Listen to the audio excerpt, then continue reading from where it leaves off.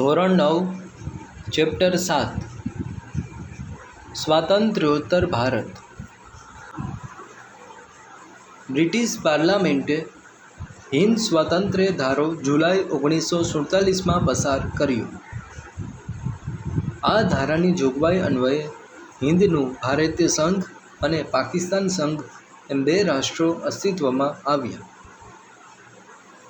દેશ સમક્ષ મુખ્ય બે પ્રશ્નો ઉદ્ભવ્યા। પેલું, ભારતને અનુરૂપ એવું બંધારણ ઘડવું। બીજું, હિન્દની રિયાસતો પરથી બ્રિટિશ તાજની સાર્વભૌમ સત્તાનો અંત આવતા તેમને ભારત સંઘમાં જોડી અખંડ ભારતની રચના કરવી। એ વખતે દેશી રાજ્યો રિયાસતોની સંખ્યા 562 હતી। સ્વતંત્ર ભારતના કુલ ક્ષેત્રફળ પૈકી 48% દેશી રાજ્યોના ક્ષેત્રફળનું હતું। તે જ રીતે ભારતની કુલ જનસંખ્યાના 20% જનસંખ્યા દેશી રાજ્યોની હતી। કાશ્મીર, હૈદરાબાદ અને મૈસૂર મોટા રાજ્યો હતા। અન્ય નાના રાજ્યો પણ હતા। એવા રાજ્યો પણ હતા કે જેનું કદ એક નાના ગામ કરતાં પણ નાનું હતું। આ રાજ્યોના રાજાઓ નવાબોને ભારતીય સંઘમાં જોડાવા માટે સમજાવવા એ ભગીરથ કાર્ય હતું। આ કાર્ય ઝડપથી પાર પાડવાનું હતું। આઝાદી પ્રાપ્ત થતાં સૌપ્રથમ ભાવનગરના મહારાજા કૃષ્ણકુમારસિંહે ભાવનગરમાં જવાબદાર સરકારનો શુભારંભ કર્યો 15 જાન્યુઆરી 1948માં। સરદાર પટેલના પ્રયત્નથી સંયુક્ત સૌરાષ્ટ્ર રાજ્યની રચના થતાં ભાવનગર રાજ્ય તેમાં વિલીન થઈ ગયું 15 ફેબ્રુઆરી 1948ના। સૌરાષ્ટ્ર રાજ્યની આ ઘટનાને જવાહરલાલ નહેરુએ સમકાલીન ઇતિહાસનું સૌથી વિશેષ નોંધપાત્ર એકીકરણ ગણાવ્યું।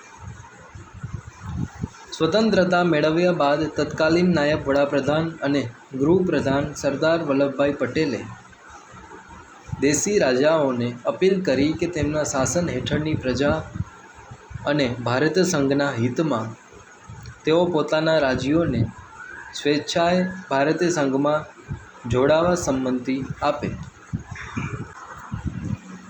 તેમણે રાજાઓમાં દેશભક્તિ જાગૃત કરી।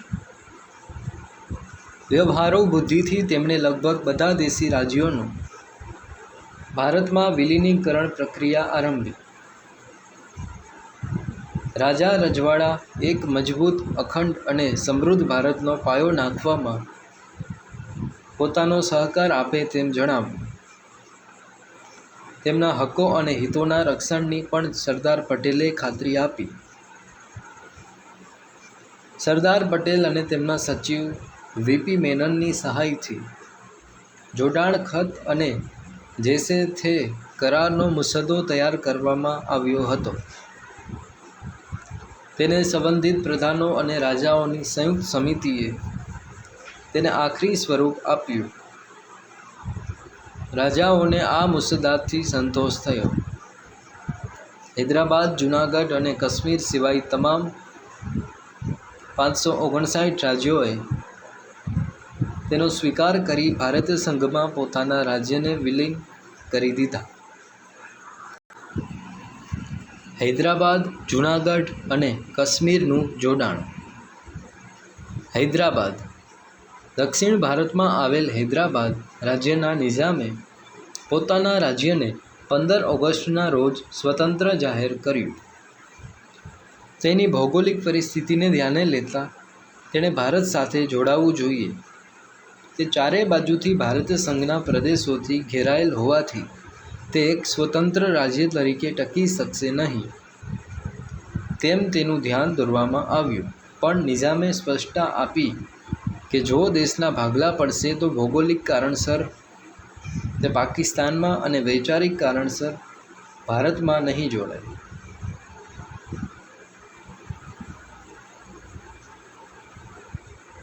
શકે। આના કારણે તે સ્વતંત્ર રહેવાનું પસંદ કરશે। નિઝામને સમજાવવા વાટાઘાટો શરૂ કરી. નિઝામ વતી વાટાઘાટો કરનારને સરદાર પટેલે સ્પષ્ટ જણાવ્યું કે હૈદરાબાદની જનતા ભારતીય સંઘમાં ભળે તેમાં જ સૌનું હિત છે. નિઝામના અધિકારી અને સેનાએ પ્રજા પર અત્યાચાર ગુજારવાનું ચાલુ કર્યું. સ્થિતિ અસહ્ય બનતા પરિસ્થિતિથી તંગ આવીને ભારત સરકારે પોલીસ પગલું ભરીને હૈદરાબાદને ભારતીય સંઘમાં ભેળવી દીધું. 18 સપ્ટેમ્બર 1948 નિઝામે શરણાગતિ સ્વીકારી. નિઝામને તેના હિતોના રક્ષણની બાંયધરી આપી. આમાં કનૈયાલાલ મુનશીએ અગત્યની ભૂમિકા ભજવી. ત્યારબાદ રાજ્યોનું પુનઃરચના 1956માં થતાં હૈદરાબાદ રાજ્યને આંધ્રપ્રદેશમાં સમાવી લેવામાં આવ્યું.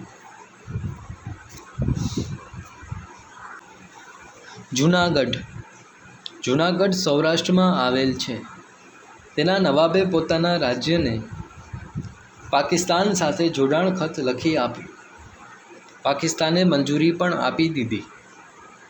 મુંબઈમાં જૂનાગઢના નાગરિકોએ જૂનાગઢને ભારતીય સંઘમાં જોડાવા માટે આરઝી હકૂમતની સ્થાપના કરી. સૌરાષ્ટ્રના લગભગ તમામ રાજ્યોએ અને લોકોએ નવાબના પાકિસ્તાન સાથેના જોડાણનો વિરોધ કર્યો. નવાબના શાસકોએ જૂનાગઢ રાજ્યની રૈયતને ત્રાસ આપવા માંડ્યો. માંગરોળ અને માણાવદરે ભારતમાં જોડાવાની ઈચ્છા જાહેર કરતા તેના રક્ષણ માટે ગોઠવાયેલા ભારતીય સૈન્ય અને નૌકાદળે જૂનાગઢ ફરતે ઘેરો ઘાલ્યો. જૂનાગઢના નવાબ પાકિસ્તાન ચાલ્યા ગયા અને ભારતે જૂનાગઢનો કબજો લીધો. 9મી નવેમ્બર 1947 પછી લોકમત લેવાયો, જેમાં પ્રચંડ બહુમતીએ ભારતમાં ભળવાની તરફેણ કરતો પોતાનો મત આપ્યો. આમ સરદાર પટેલની કુનેહ અને જૂનાગઢના નાગરિકોની પ્રચંડ ઈચ્છાશક્તિ થકી જૂનાગઢનું ભારતીય સંઘમાં જોડાણ થયું.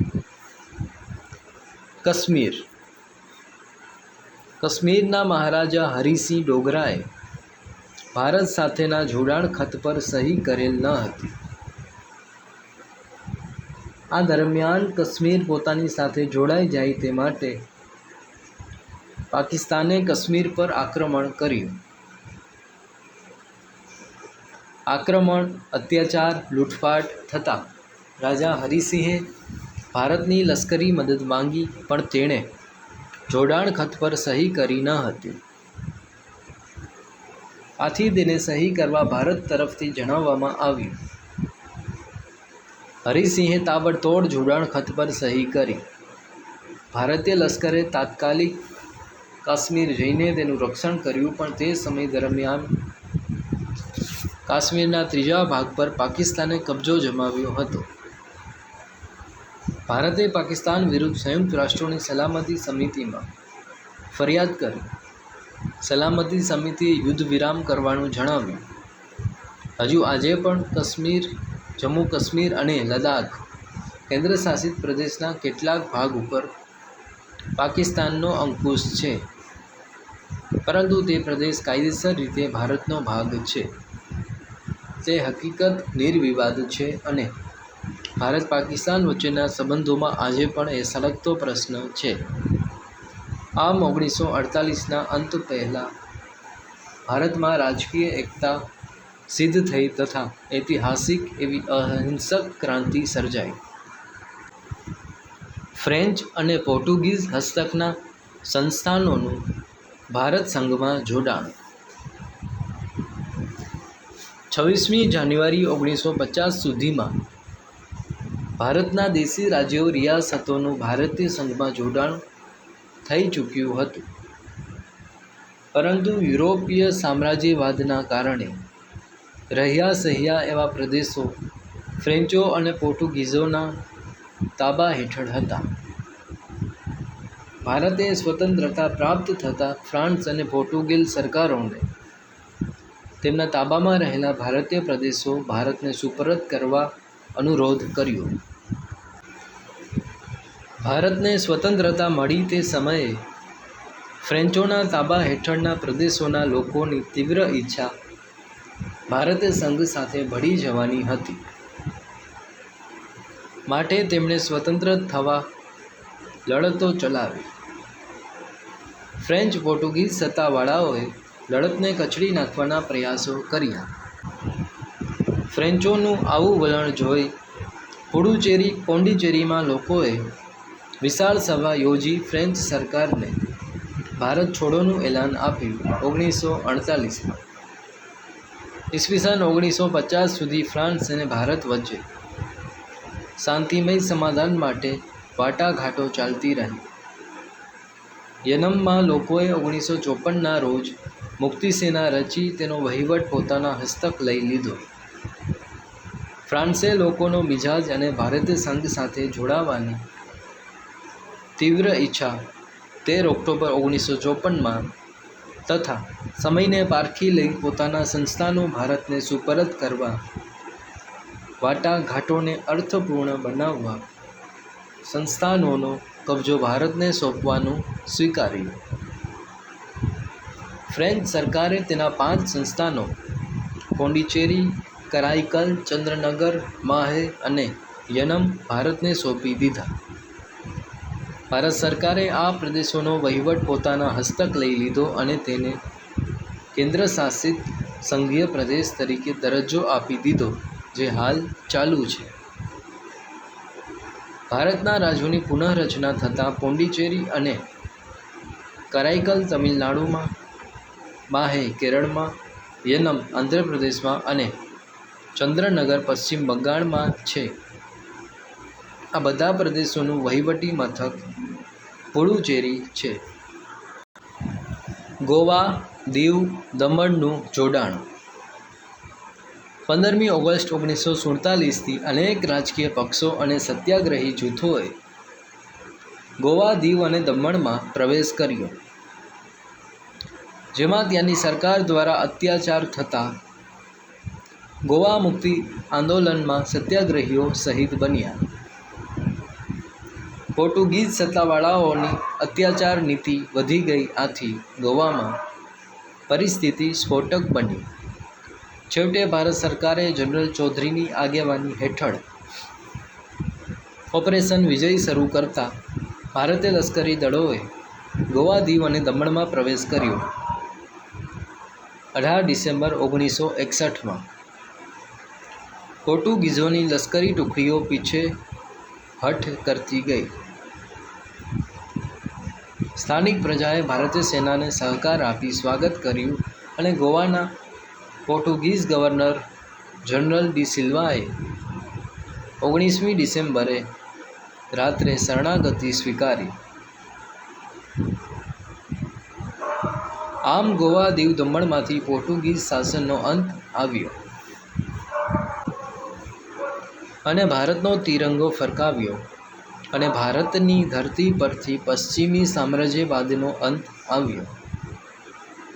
ભારતના બંધારણમાં 12મા સુધારા મુજબ ગોવા, દીવ, દમણ, દાદરા નગર હવેલીને ભારતીય સંઘમાં જોડી દેવામાં આવ્યા. 12મી માર્ચ 1962ના આ પ્રદેશોને ભારતીય સંઘ પ્રદેશ યુનિયન ટેરિટરીનો દરજ્જો અપાયો. 1987માં 30મી મેએ ગોવામાંથી દમણ અને દીવ છૂટા પાડવામાં આવ્યા અને ગોવાને રાજ્યનો દરજ્જો આપવામાં આવ્યો.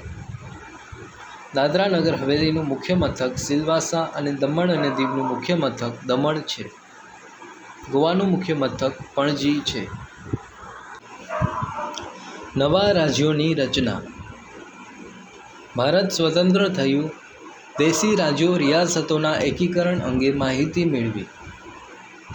ભારતે સંઘીય વ્યવસ્થા સ્વીકારી, એટલે સંઘના ઘટકો એવા રાજ્યોની રચના, પુનઃરચના કરવાની જરૂરિયાત ઉદ્ભવી.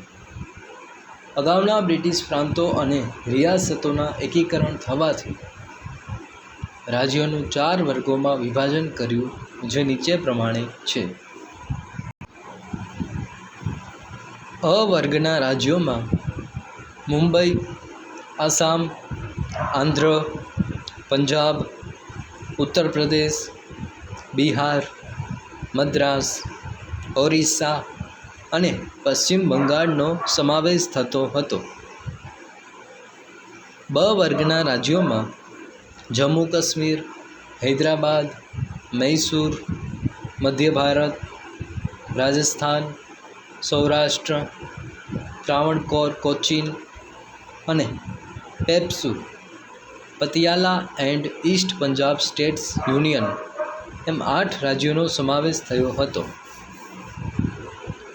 ક વર્ગના રાજ્યોમાં અજમેર, ભોપાલ, કુર્ગ, દિલ્હી, બિલાસપુર, કચ્છ, હિમાચલ પ્રદેશ, ત્રિપુરા, મણિપુર અને વિંધ્ય પ્રદેશ એમ કુલ 10 રાજ્યોનો સમાવેશ થતો હતો.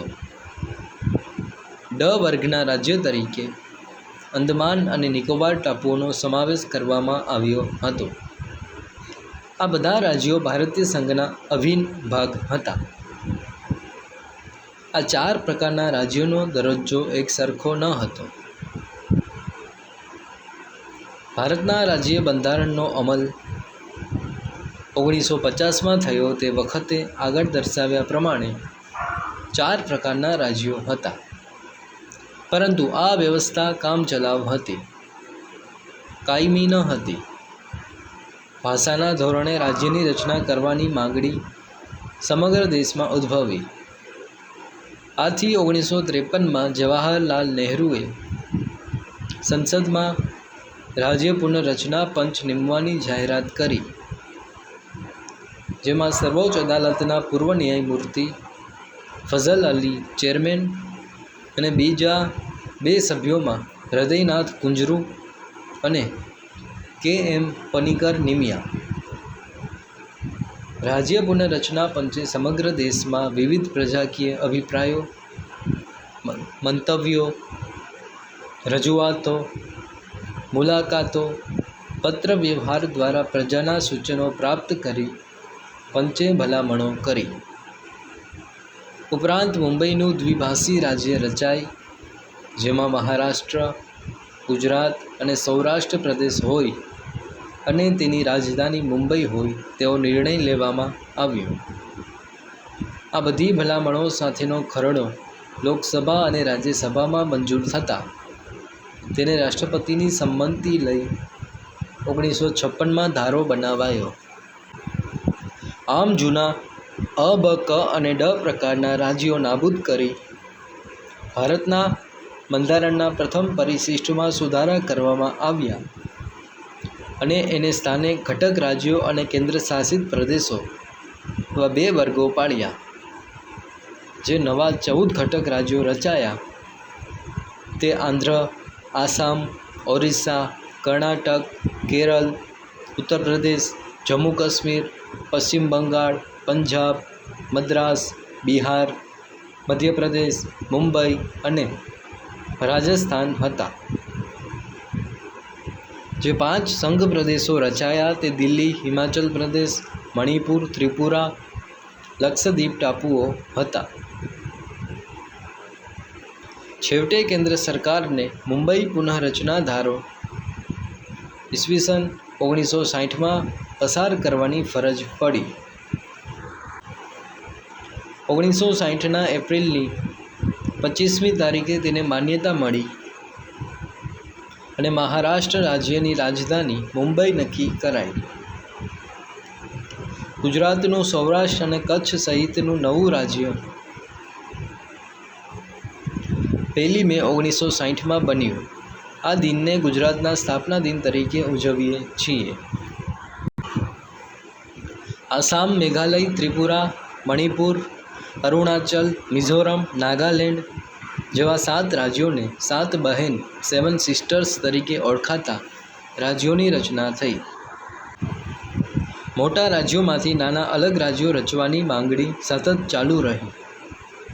છેવટે ઈસવીસન 2000માં બિહારમાંથી ઝારખંડ, રાજધાની રાંચી મધ્યપ્રદેશમાંથી છત્તીસગઢ, રાજધાની રાયપુર. ઉત્તર પ્રદેશમાંથી ઉત્તરાખંડ, રાજધાની દહેરાદૂન. એવા 3 રાજ્યોની રચના કરવામાં આવી. 2014માં આંધ્રપ્રદેશમાંથી તેલંગાણાની અલગ રાજ્ય તરીકેની રચના થઈ. હજી પણ રાજ્યોની પુનઃરચનાની માંગણી ચાલુ જ છે, જેમાં મહારાષ્ટ્રમાંથી અલગ વિદર્ભ રાજ્યની માંગણીનો સમાવેશ થાય છે. હાલ ભારતીય સંઘમાં આંધ્રપ્રદેશ, અરુણાચલ પ્રદેશ, અસમ, બિહાર, ગોવા, ગુજરાત, હિમાચલ પ્રદેશ, હરિયાણા, કર્ણાટક, કેરળ, જમ્મુ કાશ્મીર, મધ્યપ્રદેશ, મહારાષ્ટ્ર, મણિપુર, મેઘાલય, મિઝોરમ, નાગાલેન્ડ, રાજસ્થાન, ઓડિશા, પંજાબ, તમિલનાડુ, તેલંગાણા, ઉત્તર પ્રદેશ, સિક્કિમ, ત્રિપુરા, પશ્ચિમ બંગાળ, છત્તીસગઢ, ઉત્તરાખંડ, ઝારખંડ. આ ઉપરાંત કેન્દ્રશાસિત પ્રદેશ ચંદીગઢ, પુડુચેરી, લક્ષદ્વીપ, અંદમાન નિકોબાર, દમણ, દીવ, દાદરા અને નગર હવેલી છે. આમ ભારતીય સંઘમાં 28 રાજ્યો, દિલ્હીનું રાજ્ય 1, રાષ્ટ્રીય રાજધાની વિસ્તાર, 7 સંઘ શાસિત વિસ્તાર છે. પ્રદેશવાદ. ભારત વિવિધતામાં એકતા ધરાવતો દેશ છે, જેમાં વિવિધ ભાષા બોલનારા, વિવિધ ધર્મ, વિવિધ જાતિ જ્ઞાતિ અને સંસ્કૃતિ ધરાવતા લોકો રહે છે. દેશમાં રહેલી વિવિધતાઓ ભાગ્યે જ બીજા કોઈ દેશમાં જોવા મળતી હશે. કોઈ એક ચોક્કસ ભૌગોલિક વિસ્તારમાં લાંબા સમયથી લોકો રહેતા હોય ત્યારે તેઓમાં પોતાનાપણાની એક ભાવાત્મક લાગણી ઉદ્ભવે છે. ભાષા, ધર્મ, રીત રિવાજો, જીવનશૈલી, ઐતિહાસિક પરંપરાઓ વગેરે એકબીજા સાથે મળતા આવતા હોવાથી એક જ વિસ્તારમાં રહેતા લોકોની આત્મીયતા, એકબીજા પ્રત્યેની લાગણી વધુ મજબૂત બને છે. સાંસ્કૃતિક વિકાસ એ કોઈ ચોક્કસ જાતિના કે પ્રજાના પ્રયત્નોનું પરિણામ નથી, પણ એ ત્યાંની પ્રજાના સામૂહિક પ્રયત્નો અને સિદ્ધિઓનું સંયુક્ત પરિણામ છે.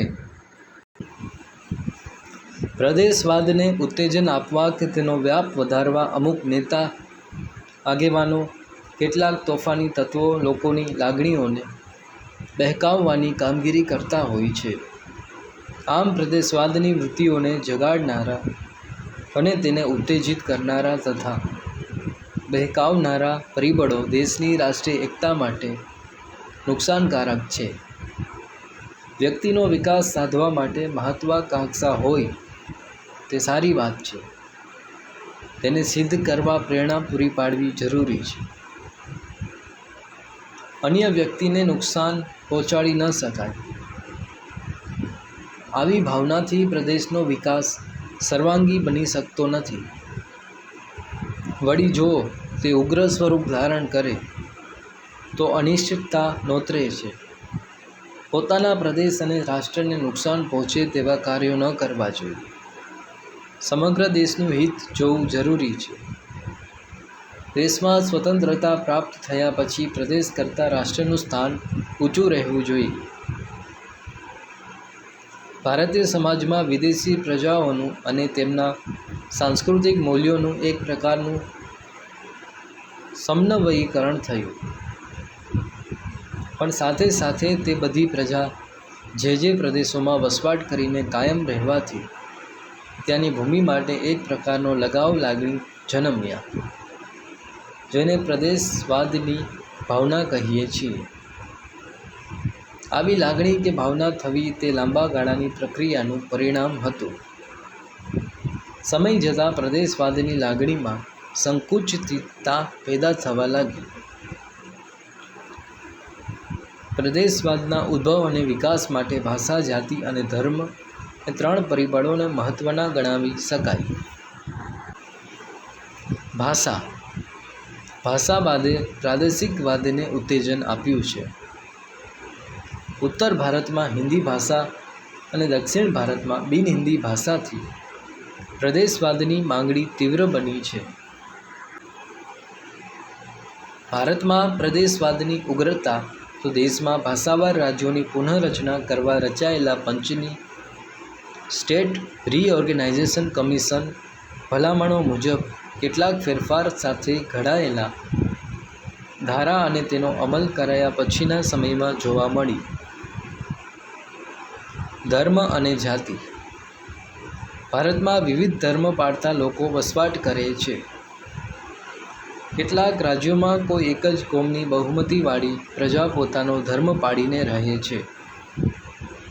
દાખલા તરીકે નાગાલેન્ડ, મિઝોરમ, મણિપુર, મેઘાલય, અરુણાચલ વગેરે તેમના રીત રિવાજો, પરંપરા, જીવનશૈલી, વ્યવસાયમાં વિવિધતા રહેલી છે.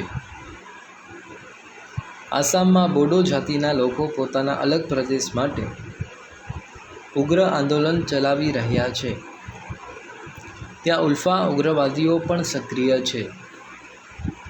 પ્રદેશવાદને લીધે પંજાબ અને હરિયાણાનું વિભાજન થયું. આ રીતે બિહાર રાજ્યમાંથી ઝારખંડ, મધ્યપ્રદેશમાંથી છત્તીસગઢ અને ઉત્તર પ્રદેશમાંથી ઉત્તરાખંડ જેવા નાના રાજ્યોની રચના થઈ છે. હાલ મહારાષ્ટ્રમાંથી અલગ વિદર્ભ રાજ્ય રચવાની પણ માંગણી ચાલે છે. આમ એક જ પ્રદેશમાં બહુમતી ધરાવતી અને એક જ ભાષા બોલતી પ્રજા પોતાના માટે અલગ રાજ્યની માંગણી કરે, પોતાના પ્રદેશોનો વિકાસ કરે અને લાભ મેળવવા આંદોલનો કરે, તે છેવટે તો દેશના જ હિતમાં નથી. ભારતના બંધારણમાં ભારતને સાર્વભૌમ, સમાજવાદી, ધર્મનિરપેક્ષ, લોકશાહી, પ્રજાસત્તાક તરીકે જાહેર કરવામાં આવ્યો છે. રાજ્યોની પુનઃરચના વખતે પ્રાદેશિક ભાવના કરતાં સમગ્ર દેશની રાષ્ટ્રીય એકતાને વિચારી નિર્ણય લેવા જોઈએ. પ્રાદેશિક અસમાનતા. વિદેશી શાસકોએ જ્યાં આર્થિક લાભ પ્રાપ્ત ન થાય ત્યાં આવા વિકાસાત્મક કાર્યો કર્યા નહીં. પરિણામે આવા વિસ્તારોમાં પ્રાદેશિક અસમાનતા વિકસે. ભારત સ્વતંત્ર બન્યા પછી સામાજિક અને આર્થિક વિકાસ માટે આયોજન પંચની રચના કરી. તેનો મુખ્ય હેતુ જુદા જુદા પ્રદેશોનો આર્થિક સહિત અન્ય ક્ષેત્રોમાં સમતોલ વિકાસ સાધવાનો હતો. પ્રદેશવાદના દબાણો, રાજકીય કારણોથી વિકાસ યોજનાઓ પોતાના પ્રદેશમાં લઈ જવાની ખેંચતાણ, વિકાસ માટેના સ્ત્રોતો વગેરે અનેક પરિબળો તેમાં ભાગ ભજવતા રહ્યા. આથી સમતોલ વિકાસની બાબતોમાં અસમાનતા પ્રવર્તતી જોવા મળે છે. આમ દેશમાં વિકસિત, મધ્યમ વિકસિત અને અલ્પ વિકસિત રાજ્યો જોવા મળે છે. કેટલાક રાજ્યોના આંતરિક પ્રાદેશિક વિકાસમાં પણ અસમાનતા જોવા મળે છે. દાખલા તરીકે મહારાષ્ટ્ર રાજ્ય વિકસિત કક્ષામાં આવે, પરંતુ વિદર્ભ અને મરાઠવાડા જેવા વિસ્તારો પછાત છે. આંધ્રપ્રદેશ રાજ્યમાં રાયલસીમા તેમજ તેલંગાણા રાજ્યના કેટલાક વિસ્તારો અલ્પ વિકસિત છે. કેટલાક રાજ્યો કૃષિ વિકાસમાં તો કેટલાક ઔદ્યોગિક વિકાસમાં વિશેષ આગળ છે. આમ રાજ્યો વચ્ચેની આ સમાનતા માટે ઘણા કારણો જોવા મળે છે. તેમાંથી પ્રદેશવાદ જન્મે છે. બે પડોશી રાજ્યો ભારતના જ હોય તો પણ સરહદી જમીન સંબંધમાં વિવાદ ચાલી રહ્યા છે. દાખલા તરીકે મહારાષ્ટ્ર અને કર્ણાટક રાજ્ય વચ્ચે અને પંજાબ અને હરિયાણા રાજ્યોની સરહદ માટેની જમીનના વિવાદ ચાલી રહ્યા છે. કોઈ પ્રદેશની ભૂમિ ઉપર જળની વહેંચણી અને ખનિજ, જળ, ઔદ્યોગિક કાચો માલ અને કૃષિ ક્ષેત્રની અનુકૂળતા પ્રમાણે લાભ પોતાને મળે તેવી સંકુચિત મનોવૃત્તિ કેટલીક જગ્યાએ જોવા મળે છે. આ પ્રદેશવાદ કે પ્રાદેશિકતાની સંકુચિત ભાવનાના નજીવા સ્વાર્થ કે મહત્વાકાંક્ષાને લીધે રાષ્ટ્રીય એકતાને નુકસાન પહોંચે છે. દેશ સ્વતંત્ર બન્યા પછી પ્રદેશ કરતાં રાષ્ટ્રનું સ્થાન ઊંચું છે તે સ્વીકારી રાષ્ટ્રીય ભાવનાનો વિકાસ વધારી રાષ્ટ્રની ગરિમા, સ્થાન ઊંચું રહે અને જળવાઈ રહે તેવા ઉપાયો કરવા જોઈએ. વિજ્ઞાન અને ટેકનોલોજી ક્ષેત્રે વિકાસ. વિશ્વના અન્ય વિકાસશીલ દેશોની તુલનામાં ભારતે છેલ્લી અડધી સદીમાં ટેકનોલોજીના વિકાસના ક્ષેત્રે જે સિદ્ધિઓ મેળવી છે તે અતિ વિકસિત દેશોની બરાબરી કરી શકે તેમ છે તેવું કહી શકાય. મર્યાદિત અને અલ્પ સાધનો, સાક્ષરતાનું ઓછું પ્રમાણ આ બાબતોના પરિપ્રેક્ષ્યમાં ભારતનો વિજ્ઞાન અને ટેકનોલોજી ક્ષેત્રનો વિકાસ નોંધપાત્ર ગણાય. સ્વતંત્રતા પછી ભારતનું નેતૃત્વ કરનારા મહાનુભાવો અને વિવિધ વિદ્વાન વૈજ્ઞાનિકો જેવા કે ડૉક્ટર હોમી ભાભા, ડૉક્ટર રાજા Ramanna, doctor Vikram Sarabhai, doctor C V Raman તથા ઇજનેરી ક્ષેત્રના સર એમ વિશ્વેસરૈયા, સામ પિત્રોડા, ડૉક્ટર એપીજે અબ્દુલ કલામ, ભારતના પૂર્વ રાષ્ટ્રપતિ તથા મેટ્રો રેલવે પ્રોજેક્ટને સફળ બનાવનાર ઈ શ્રીધરન તથા આવા અન્ય વૈજ્ઞાનિકો, ઇજનેરો, ટેકનોક્રેટો વગેરેનું પ્રદાન નોંધપાત્ર ગણાય. આવી પ્રવૃત્તિઓ માટેની સંસ્થાઓ જેવી કે ઇન્ડિયન ઇન્સ્ટિટ્યૂટ ઓફ સાયન્સીસ અને Indian institute of technology, Indian space research organisation ISRO તથા ફિઝિકલ રિસર્ચ લેબોરેટરી સહિતની ઘણી સંસ્થાઓ ગણી શકાય. ભારતીય મહિલાઓનું પણ આ ક્ષેત્રે નોંધપાત્ર પ્રદાન રહ્યું છે, જે નીચે પ્રમાણે છે. વિજ્ઞાન અને ટેકનોલોજી ક્ષેત્રે મહિલાઓનું પ્રદાન. નામ, ક્ષેત્ર: જાનકી અમ્મા, વનસ્પતિ; અસીમા ચેટર્જી, રસાયણશાસ્ત્ર; ડૉક્ટર ઇન્દિરા આહુજા, તબીબી; શકુંતલા દેવી, ગણિતશાસ્ત્રમાં માનવ સંગકણ હ્યુમન કોમ્પ્યુટર; કલ્પના ચાવલા, અવકાશ ક્ષેત્રે; સુનીતા વિલિયમ, અવકાશ ક્ષેત્રે. આ ઉપરાંત વિવિધ ક્ષેત્રોમાં મહિલાઓનું પ્રદાન અભૂતપૂર્વ રહ્યું છે અને તેમણે રાષ્ટ્રીય વિકાસમાં મહત્ત્વપૂર્ણ યોગદાન આપ્યું છે.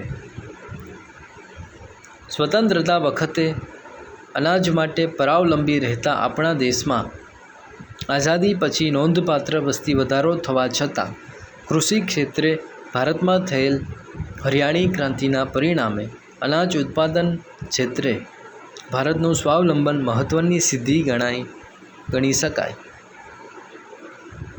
બહુહેતુક બંધો બાંધવા, જળાશયો, નહેરો, જળ સંચય ઉપરાંત કૃષિ વૈજ્ઞાનિકો અને કૃષિ ક્ષેત્રે કાર્યરત ટેકનોલોજીનો ઉપયોગ તથા કૃષિ યુનિવર્સિટીઓની સ્થાપના થવાથી સતત થઈ રહેલા સંસાધનોનો પણ ભારતના વિકાસમાં મહત્ત્વનો ફાળો રહેલ છે. પરમાણુ વિજ્ઞાન અને ટેકનોલોજીનો શાંતિમય ઉપયોગ કરવો અને તે માટેની સંશોધન સંસ્થાઓ અને પ્રયોગશાળાઓની પણ નોંધ લેવી ઘટે. ભાભા પરમાણુ ક્ષેત્ર સંશોધન ઉપરાંત વૈજ્ઞાનિકો, એન્જિનિયરો અને ટેકનોક્રેટોના સંયુક્ત પુરુષાર્થ વડે બાંધવામાં આવેલા પરમાણુ મથકો દ્વારા ઊર્જાની માંગને પહોંચી વળવા આપણે સફળ રહ્યા છીએ. એટલું જ નહીં, સંરક્ષણ માટે રાજસ્થાનના પોખરણમાં 2 વખત કરવામાં આવેલા અણુ ધડાકાની નોંધ સમગ્ર વિશ્વએ લેવી પડી છે. અવકાશ સંશોધન ક્ષેત્રે ભારતે બાહ્ય અવકાશમાં ઉપગ્રહો છોડવા માટે વિશિષ્ટ પ્રકારના જીઓસિન્ક્રોનસ સેટેલાઇટ લોન્ચ વ્હીકલ ઉપરાંત આપણે છોડેલા ઉપગ્રહો આર્યભટ્ટ 1975, ભાસ્કર 1979, રોહિણી 1979 તથા પોલર સેટેલાઇટ લોન્ચ વ્હીકલ અને છેલ્લે મંગળ ગ્રહ ઉપર પહોંચવા સુધીનું અભિયાન તથા ક્રમશઃ ઉપગ્રહો છોડવામાં સંપૂર્ણ સ્વાવલંબન એ એક અનેરી સિદ્ધિ ગણાય. આ સિદ્ધિ માટે ભારતની સંસ્થા ઇસરોની ભૂમિકા નોંધપાત્ર રહી છે. એટલું જ નહીં, વૈશ્વિક કક્ષાની તથા આંતરરાષ્ટ્રીય સ્તરની સંસ્થાઓમાં ભારતીય વૈજ્ઞાનિકો વગેરેનું પ્રદાન નોંધપાત્ર જોવા મળે છે. સંદેશાવ્યવહાર ક્ષેત્રે telephone, computer, internet, mobile phone, smartphone, tablet, fax, email, Twitter અને કમ્પ્યુટર વોટ્સએપ દ્વારા ભારત વિશ્વના અન્ય પ્રગતિશીલ દેશોની હરોળમાં આવી ગયું છે. વહીવટી તંત્રમાં કોમ્પ્યુટરનો વધતો જતો ઉપયોગ પરોક્ષ રીતે પર્યાવરણ રક્ષણ માટે તથા કાર્બન ક્રેડિટ આપવામાં સફળ રહેલ છે. ઉદ્યોગો, ઉર્જા, કૃષિ અને આરોગ્ય વગેરે ક્ષેત્રોમાં બાયોટેકનોલોજીનો ઉપયોગ અને તેમાં સતત થઈ રહેલા સંશોધનો અને વિકાસ રિસર્ચ એન્ડ ડેવલપમેન્ટના લીધે ડિજિટલ ઇન્ડિયા અને મેક ઇન ઇન્ડિયાના સૂત્રો વિશ્વ પ્રસિદ્ધ બની રહ્યા છે. દરિયાઈ સંશોધન ક્ષેત્રે વિકાસના પ્રયાસો, માનવ સંસાધનોના શ્રેષ્ઠતમ ઉપયોગના પ્રયાસો, રસ્તાઓ અને બંદરોનો વિકાસ તથા શિક્ષણ અને આરોગ્ય ક્ષેત્રે માનવ જીવનના સર્વાંગી વિકાસ માટે થઈ રહેલા પ્રયાસો સીમાચિહ્નરૂપ છે. સંયુક્ત રાષ્ટ્રો UN દ્વારા 21 જૂનનો દિવસ વિશ્વ યોગ દિન તરીકે ઉજવવાનો નિર્ણય એ ભારતના ઉજ્જવળ ભવિષ્યનું દર્શન કરાવે છે. પ્રવૃત્તિ: ઉત્તર પૂર્વના રાજ્યો સેવન સિસ્ટર્સ વિશે માહિતી એકત્ર કરો. જૂનાગઢની આરજી હકૂમત વિશે માહિતી એકત્ર કરો.